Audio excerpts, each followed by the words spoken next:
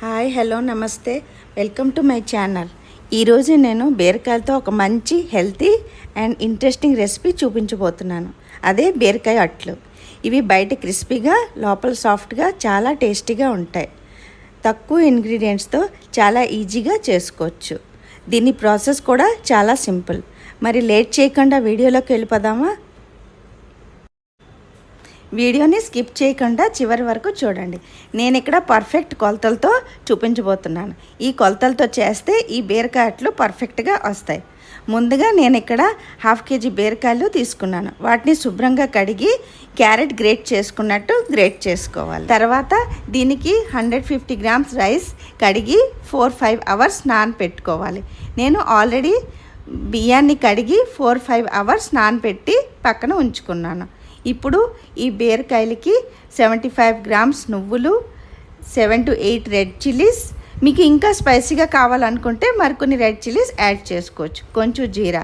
ఇప్పుడు ఒక grinder jar తీసుకొని ఈ కడిగి నానబెట్టి ఉంచుకున్న రైస్, నువ్వులు, రెడ్ చిల్లీస్, జీరా అన్నీ వేసి కొంచెం నీళ్ళు పోసి మెత్తగా బ్యాటర్ రెడీ చేసుకోవాలి. బ్యాటర్ అనేది చాలా సాఫ్ట్గా రావాలి. 3 to 4 మీడియం సైజ్ ఆనియన్స్ తీసుకొని వాటిని చిన్న చిన్న ముక్కలుగా కట్ చేసుకోవాలి.